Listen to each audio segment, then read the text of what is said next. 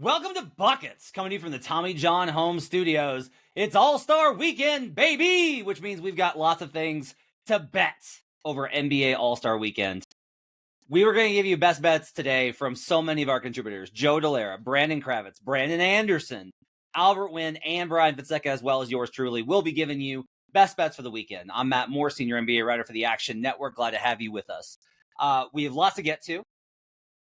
Reminder, everything we talk about can be found in the award-winning Action Network app. You can check out all sorts of great stuff in there. Track your own bets, follow great picks from all of our great contributors. Check it out in the Action Network app. It'll also tell you when we go live for Buckets coming in the spring. Also, make sure you go to youtube.com/The Action Network and give us a like and subscribe. Always helps us out to show your support for Buckets. I've got with me to open the show tonight, Joe Della and Brandon Kravitz. We're going to give best bets for All-Star Weekend. We've got Rising Stars. We've got dunk contest, three-point contest, skills contest, and the All-Star game, which is now games because it's a tournament. That's cool. We have thoughts on that, plus All-Star MVP, all that and more on today's show. Let's start. We're not going to go around the horn. We're just going to kind of go one by one. Let's start on Friday night because Brandon Kravitz, I am as the new guy, very proud of you for bringing a true sicko Rising Stars bet in here. Very, very proud that you have done so. Give me a best bet for Rising Stars. So we're all getting to know each other at this point. Something that you will learn about me right now is that I am obsessed with the Rising Stars Challenge. I think it's been the best thing going on All-Star Weekend for the last several years. And I love the fact that the All-Star Game itself has adopted that format. So perhaps the All-Star Game could actually be the best thing on All-Star Weekend moving forward. But I'm going to go with Coach Tim Hardaway at plus 280 to win the Rising Stars Challenge and move on to Sunday. You could also take them just to win the first game at plus 118. My guys are in there, Anthony Black, Tristan Da Silva. You know they're going to play hard because that's what Magic players do, and that's half the battle for this upcoming weekend. You've got a couple of the top drafted rookies, so a nice blend of talent, NBA savvy, Cason Wallace taking care of things defensively. And I just think when you go talent for talent across these rosters, these other teams are a little bit mispriced. I think it should be more even across the board. So the fact that you're almost getting 3-1 odds on Coach Tim, that feels like the bet to me. Okay. I have not looked at this market once. Not once have I looked at this market. Not once have I had to look up the rosters. As we started recording, I opened up the rosters. That said, I feel very passionately that Team Chris is going to take this home, and they are actually a longer number here at plus 310 at DraftKings. I'm taking Team Chris here. So I just want to make sure I get this right. You are taking a team led by Jaime, not good enough to get Damian Lillard, Jaquez Jr. Grady takes extremely lewd pictures with his jersey after games, dick. Anthony Black, who I like a lot. Zachary is the number one pick and can't win the weakest Rookie of the Year contest in years, Ricochet. Alex, even though I'm putting up numbers on the Wizards, they're not good enough to get me in that conversation. Tristan Da Silva, who's started for an actual playoff team, he's good. And Brandon Pajemski. That is your play here. Yeah, and so it's all about the way that these rosters are built. You know, first of all, I need guys that are going to play. Are you giving me roster construction on the Rising Stars Challenge? Absolutely. So this is less about what these guys are doing for their current teams and more about just the overall the attributes of talent. So the fact that I have Ricochet and Alex Sarr, I think, is a feather in my cap, an arrow in the quiver. Jaime Jaquez, who is going to be unfazed by the moment. This guy's been in the league the last couple of years. I get 3-point shooting from Grady Dick, and Tristan Da Silva can knock it down as well. So I like the variety in which I'm getting with this team, and there's already cohesion. Black and Da Silva play on the same team. Anthony Black and Grady Dick are the two that took the picture that you are referencing. So I think that, when you talk about built-in chemistry and overall talent and a balance to the roster, I like what I'm getting here. I'm looking on FanDuel right now. They have the third longest odds of these three, of course, there's no reason why this wouldn't be different everywhere you look. But let's see, Team Mitch, you're getting no shooting with that.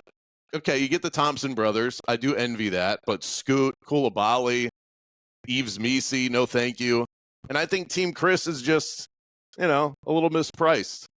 Okay. Zach Edey is... I'm not worried about Zach Edey. In a game like this that's going to fly up and down the court, he's going to get lost. And I think you're asking too much of Stephon Castle to kind of, steer the ship. Joe, Team Chris might as well be the future Jays Rookie of the Year positions team. There's Stephon Castle, Dalton Connect, Jalen Wells, and Zach Edey on this team. Yeah. We are obligated to bet this team. We must bet this team, Joe. Yeah, no, I think I get where you're coming from. Honestly, I like Team Mitch. I think the Team Mitch I think Team Mitch has the best squad. I also think they have the best path. Team Mitch gets to play in the first game the G League team. Like that's who they get to play. They get to literally play the G League team. You're giving me the bracket. I'm giving you the bracket. It's a solid take, and it was the only thing that almost caused me pause with taking Team Tim. But look, I'm getting a battle tested squad here in round 2. Like we know Scoot Henderson has gotten a little bit better this year.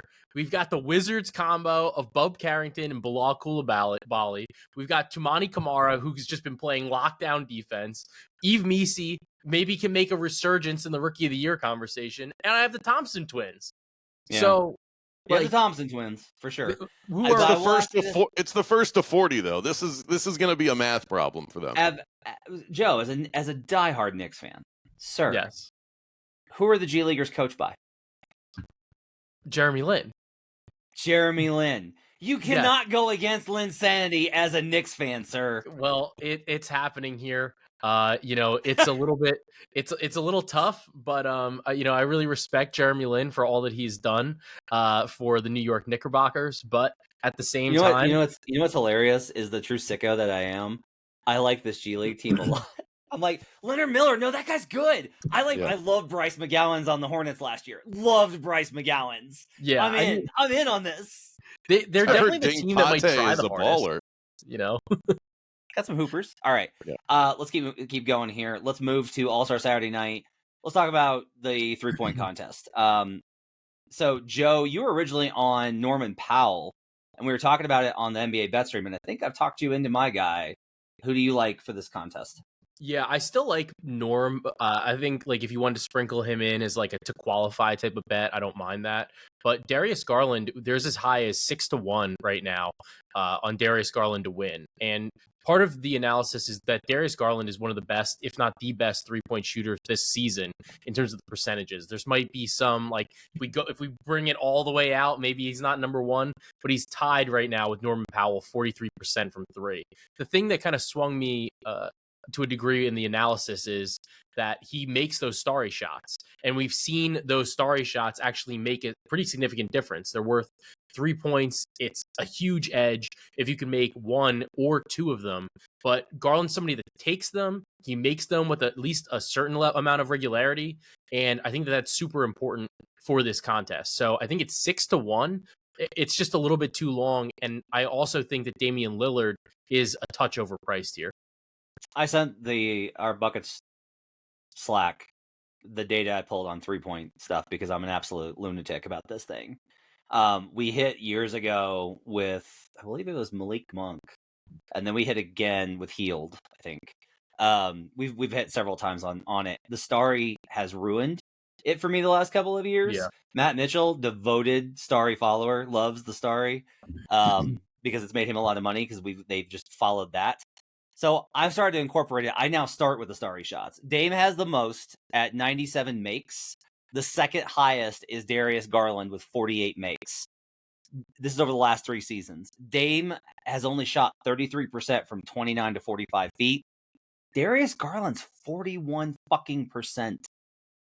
from 29 to 45 feet. Jalen Brunson, by the way, is 13 of 18 for 42%. He shoots way fewer, but he's actually made the highest of anybody on this group, which is why I like Garland and Brunson. And I'll go you one further, Joe Della. I'll go you one further. Oh boy. I like to make the final over at FanDuel. You can actually parlay to reach the final. To qualify for the final, you can do Garland and Brunson together at plus 575. That's pretty juicy. That's pretty juicy.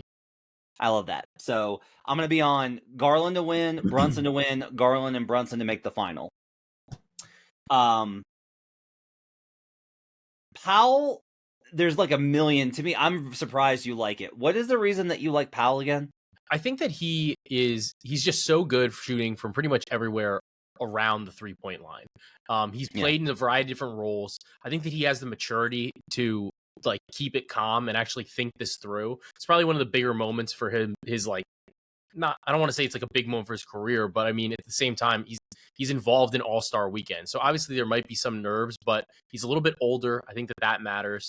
And I think that he's going to take it seriously. Like this could be a thing that, like the centerpiece of his awards collection, like of his closet. I mean, maybe he wins Most Improved Player, but that it's definitely one of those things for him that I think he would take a little bit more seriously, as not just like, oh, I got to go to All-Star Weekend. If it wasn't for the starry shots, I would be in on this with you. Yeah. He's 43% overall, and on handoffs, he's actually really good. Yeah. Yeah, you're right. Look, he would have been my pick 2 years ago. If it wasn't for the starry shot, I'd be in on this with you.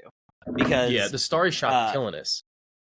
Yeah, Powell is 45% from the left corner, 45% from the right corner, 43% above the break.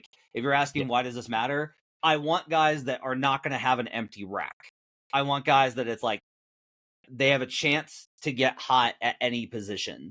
Yeah. And they'll have a rack where they don't shoot as well, but I really want that ability. But the starry shots really do fuck it up. Like you have to account for it, because you can have a guy shoot a really great round and the other guy hits one starry shot and you're killed.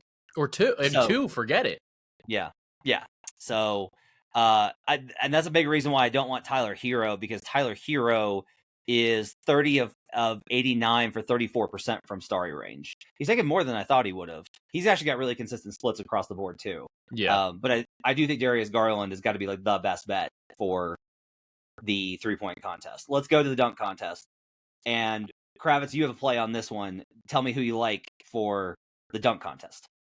I like the Bulls rook, Matas Buzelis, at plus 650. I think he's got sneaky swag that is not getting baked in here. He's got a really impressive vertical. I think he's going to surprise some people. Now, he is big. He's like 6'10", and you got to be pretty special to win the dunk contest at that height. Dwight Howard did it, but he's awfully unique. But look, I think Buzelis, he put in the work. Before Zach LaVine got traded, he was working with Zach LaVine on what dunks he was going to use in the contest. So he's already been putting the work in on this. And I think we're going to get some major voting fatigue with Mac McClung. I think he was hanging on by a thread last year. So just going with somebody else in a limited field feels like a smart move. And I mean, really, it comes down to creativity and can you finish your dunk on your first try. Buzelis is a very clean dunker. I don't think he's going to miss. And as silly as that sounds, that goes. I think that goes a long way in your overall score. Stephon Castle, I cannot see winning this. I just don't think he has enough dazzle to his dunks. Jackson, I'm intrigued by, but Buzelis for me is the pick. I think he goes in and I think he surprises people with his creativity and his flair. I love how much this is like variable across the board. Stephon Castle at DraftKings is plus 550. At BetMGM, he's plus 900. Yeah, so I think that, honestly, I think that your take on McClung with a little bit of the voter fatigue is really smart. I do think McClung just goes out and wins, but at the same time, it's kind of like, how many times are you going to let a G League guy win the dunk contest? Like how many times are we going to do this? So I think that if there's like a sign of life from anyone, right, they're going to try to give it to that guy. So if I was doing this, and partially because of the way that you just said it, Matt, the variance in terms of what the odds are depending on the book, I would just try to take the longest odds on each guy and say bet like like split your 1 unit wager on this amongst all 3 of them evenly, and you can effectively create a field position for yourself and kind of take advantage of some of the differences in the line. So if you have Castle at 9-1 at one book, you have Buzelis at 9-1 at another book, but then as short as like 3-1 somewhere else, you can really build a pretty good position here where maybe you're looking at like a combined, say, like plus 300, plus 400 field position that I think might be the best way to bet this. Yeah, and I think the Damian Lillard's chance to three-peat in the three-point shooting competition is significantly higher to me than Mac McClung doing it in what is a creative contest. Has he run out of dunks is a question that you have to seriously ask yourself. The thing I worry about in fading Stephon Castle, because Mac McClung and Stephon Castle will be 2 I will not lay a dollar on. If Castle gets Wemby involved, then that will earn him major extra credit. Yeah, you'll hear more about that a little bit later on in the show. Joe, I've skipped over one bet for you. Give me the 30-second bet on Damian Lillard under 24.5 first round. Yeah, so he has the highest first round total out of every player in the 3-point contest. And, he just missed the past couple games with a hamstring injury. I don't know if part of that has to do with the fact that they want to give him a little bit of a rest going in the All-Star break, whatever. But hey, if a hamstring's bothering you, the last thing I want to do is bet on somebody to have to start making longer threes, keep shooting a bunch of threes, right? It's a lot to ask for him. And 24.5, that's a tough line regardless. It's a 1-round sample. And I think that if the hamstring's bothering him at all, it's easy to see him going under here. All right, on to the main event on Sunday, the NBA All-Star Tournament. Between 4 teams, the Rising Stars will take on Team Chuck, Team Shaq, Team Kenny, with various stipulations built in with what that looks like across the board. I think there's a lot of ways to bet this. I think there's a lot of interesting ways to bet it. Joe, I'm going to give you a second because I think this is fascinating. You're finally going to lay juice on something. Congratulations, sir. You're going to actually lay heavy juice on a first-round All-Star Tournament matchup of all things. Yeah, I mean, I just don't really see a scenario. So Team Shaq, the OGs, plays Team Candace in the Rising Stars. Whoever wins the Rising Stars challenge. They're 6.5 points favorites. It's a 40. You played a 40, so I'm not super interested in the spread. I don't know how that's going to go. There is just a 0% chance that Team Shaq is going to lose to the Rising Stars. I don't care. Like, this is like the only way that Adam Silver, I think, could get these guys to go and play. Maybe play like with a little bit, like a modicum of effort, but it's just like you're not going to get embarrassed by either the rookies or the G League guys, the guys that like you don't even know. These players they might not even know who they are. Like, they're not going to lose to them. There's just a 0% chance. So at -500, I don't care. I will lay it. I'm cool with it. Sign me up for the juice. They're not losing that game. Team Shaq -455 on the money line at DraftKings.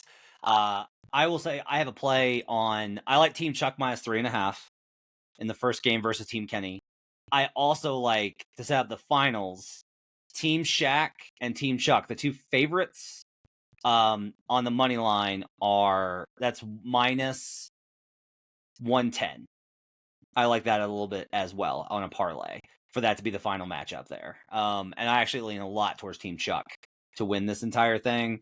But Brandon, you've got an All-Star MVP play that I want to hear about. Yeah, I want to talk about Jason Tatum, 17-1, and part of this cap is similar to the reason why Joe would want to be on Team Mitch. You know that the OGs are going to make it to the final. I can't say that as assuredly about the global stars because you've got a lot of good MVP candidates there, and I'm sure we'll hear plenty about guys like Wemby and Jokic for that. So we know that the OGs, we know that Shaq's team is going to be there. So then who would then win the MVP in this scenario? 17-1, first of all, a great price.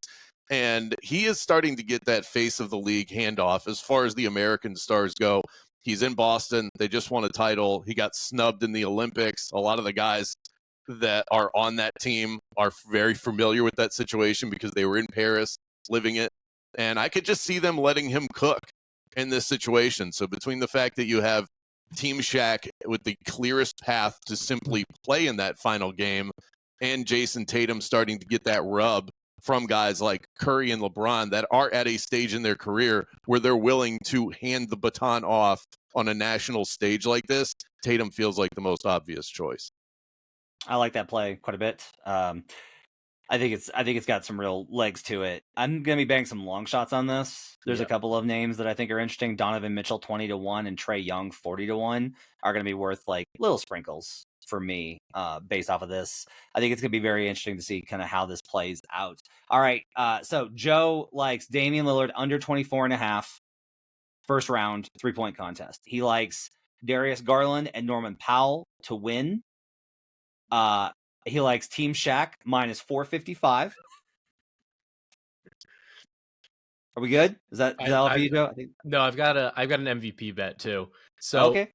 I like Victor Wembanyama to win the MVP. He's as long as 10-1. I also like Team Chuck here. I like the international guys. You have so many tryhards on this international team. Like you've got Giannis isn't playing, so that hurts us a little bit. I do want to say you wanted to lay the minus 455. Yeah. I would lay any number. I don't care how big the juice is. I would bet Nikola Jokic All-Star MVP no. Yes. Like no matter what. I don't care. I would bet Nikola Jokic no. Yes. At any price. My favorite bet has always been it's the Luka under everything, Jokic under everything in these. And I don't know if they're going to give us player props because of the way the format is. But I think that aside from that, you have Shea. Victor literally he was so mad last year when Ant didn't care about the skills challenge. He was so mad that and he's like, I want to play. Then you also have Karl Anthony Towns, try hard. The dude just loves to drop like 50 points in the All-Star game and nobody cares, but that's just what he does. And then even Donovan Mitchell as well, I think is like a fascinating guy in this because he can just fill it up. He scores effortlessly. So I kind of like that combination of players there. And I just think that Victor at 10-1, he's somebody that people are going to want to vote for. If he's fantastic in these games, he's going to get a lot of the credit, a lot of the attention, and similar to the Tatum look where you're saying he could be the face of the NBA. I think Victor wants to be the face of the NBA, and he's not afraid to go grab it. And I think that's kind of what I like in this matchup, in this type of setting, where they probably have to play two somewhat meaningful games, as opposed to just playing the Rising Stars. So I like Victor at 10-1, and I like Donovan Mitchell at 20-1 as well. All right. So there's Can I jump in with I want to jump in with the try hard thing. Because I think we may be reading this wrong. The reason the All-Star format changed in the first place was because of the guys that are on Shaq's team. They have to take that personally.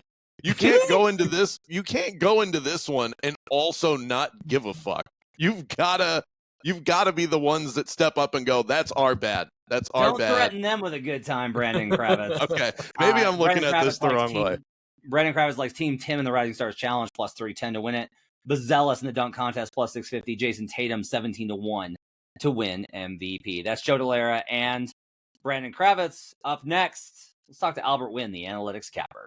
Rolling on with our NBA All-Star Weekend extravaganza. I've got Albert Wynn, the analytics capper. He's on Twitter and in the Action Network app at analytics capper. And we just got done talking a lot about the 3-point contest, AC, but you've got a different play, and I'm really interested to hear why on this one. Why do you like your bet for the 3-point contest? Yeah, man, I'm excited to do this show. I thought about Damian Lillard, right, being back in the Bay Area. You know, he wears 0 for Oakland. Everybody knows the backstory there.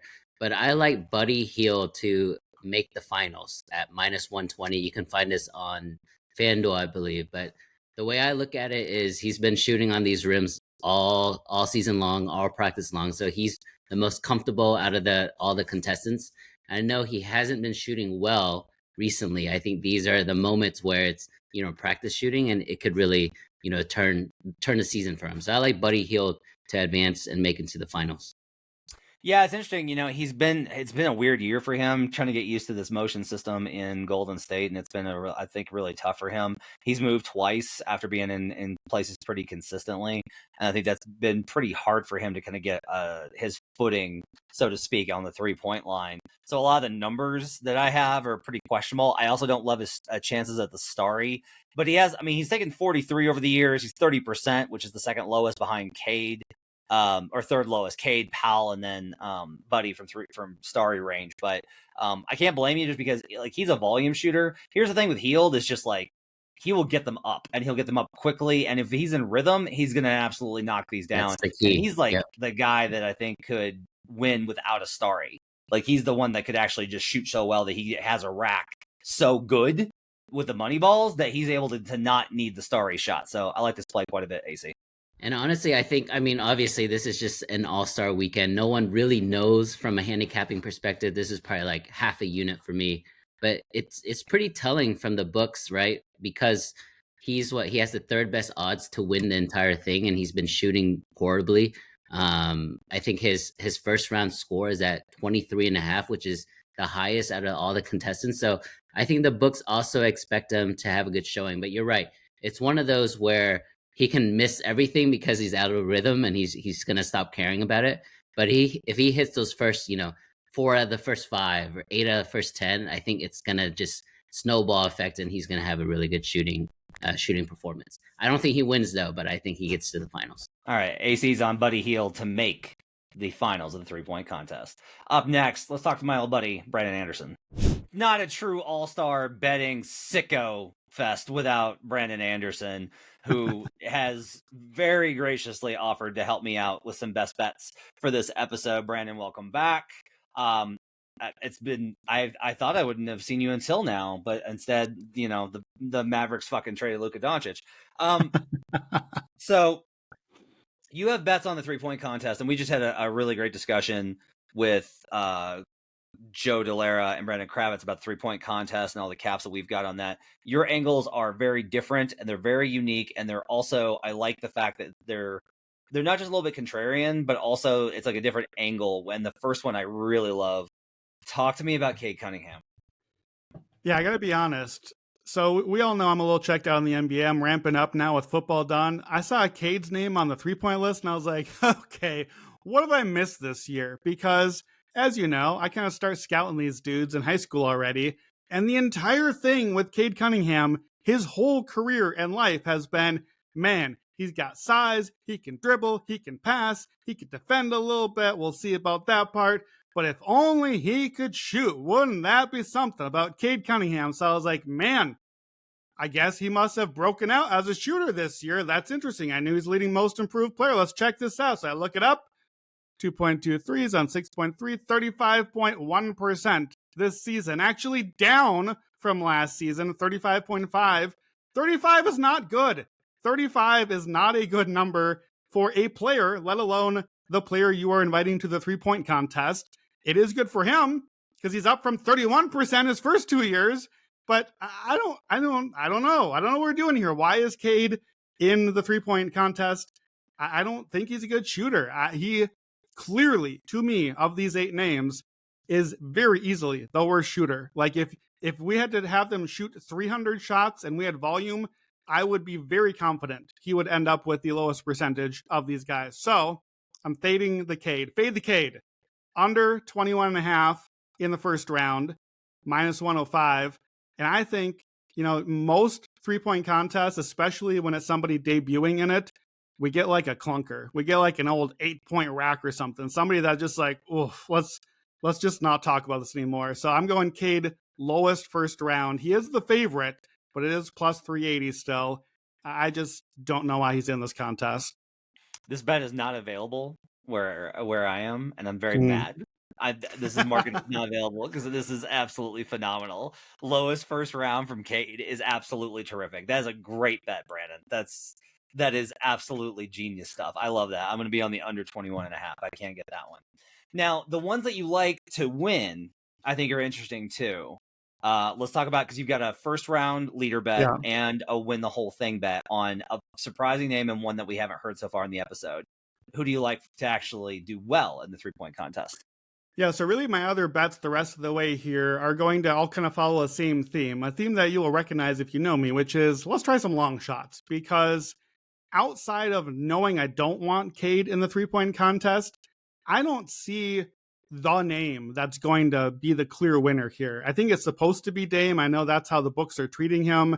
I saw a tweet come out, Dame, parentheses, hamstring, expected to shoot at 3-point contest. I'm like, I'm out. Don't need that action. No, thank you.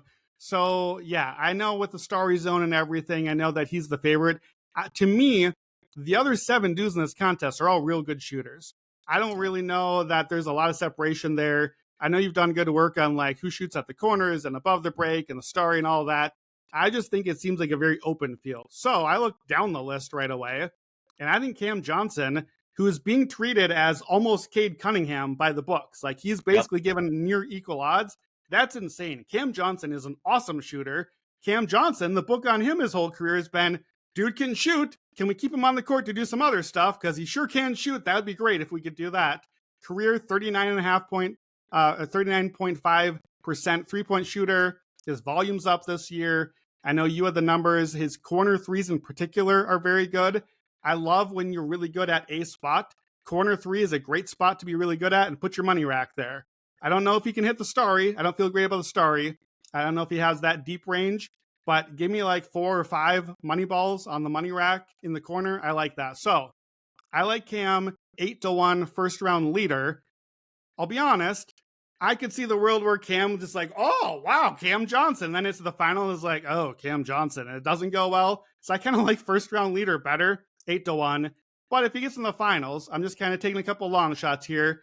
Cam Johnson plus 850 to win it. And I'm going to take Norman Powell plus 800 to win. I want a couple bites at the apple. I think I'm getting 2 out of 7. I'm not counting Cade here. So I get those together at plus 362. Norm.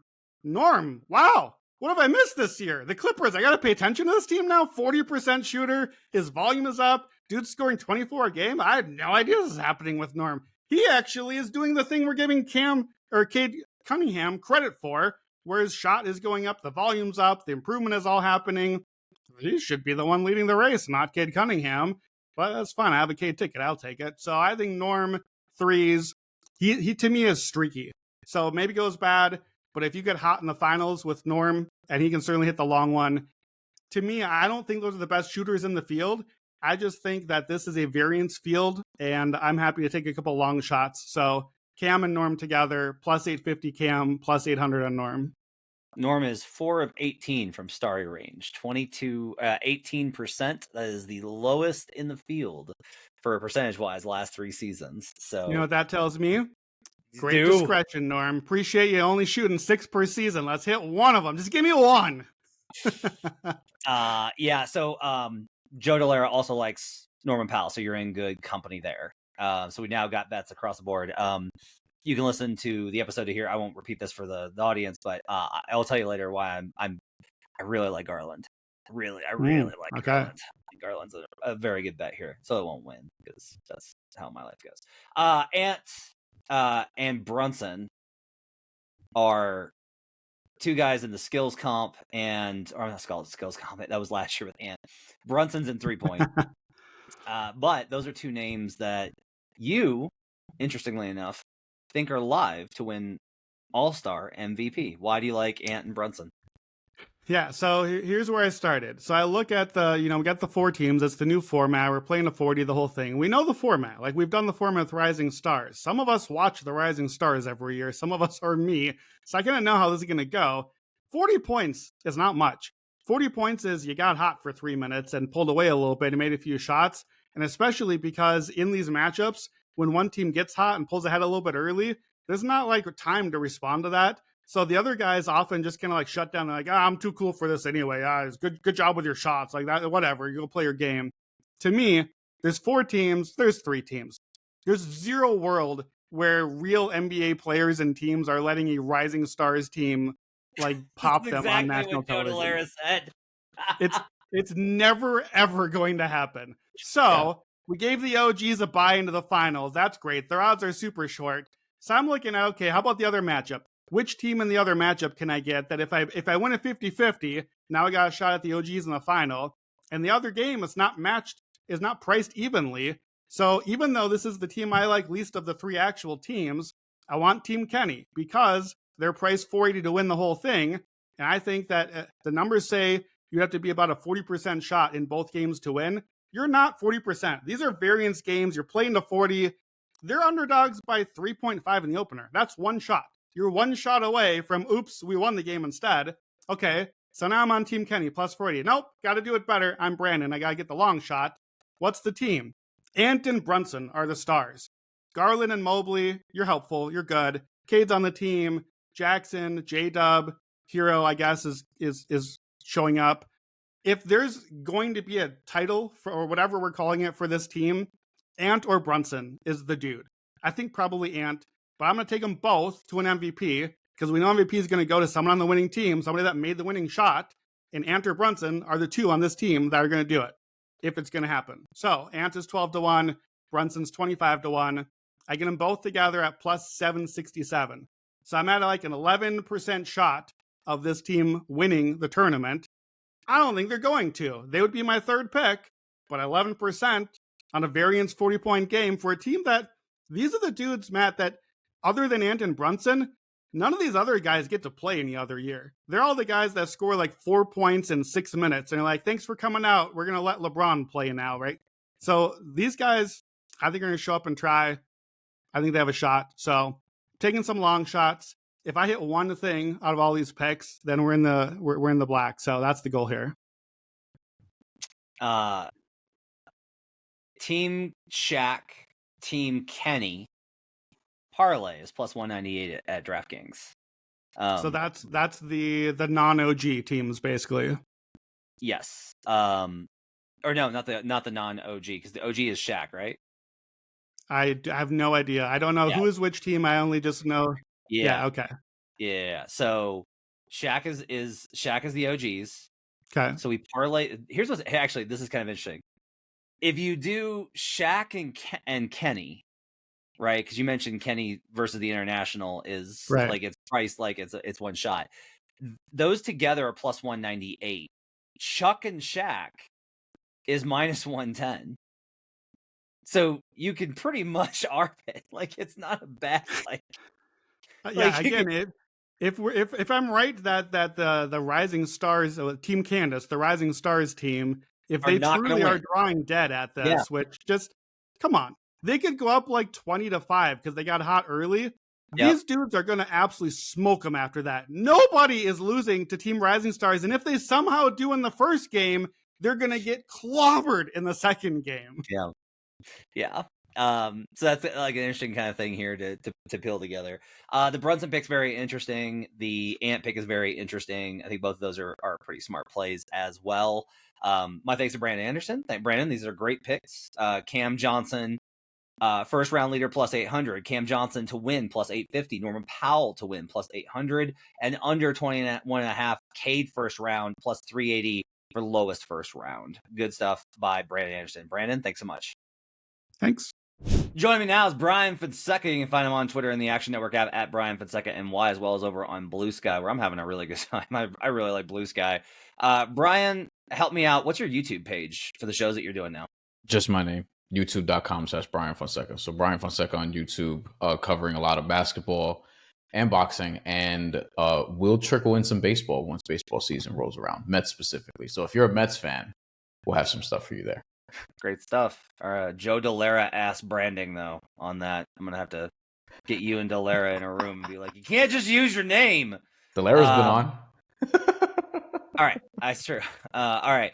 Let's do some best bets for All-Star Weekend. Let's start with Saturday night. Dunk contest, 3-point contest, etc. What do you like here? I never like betting favorites for these things.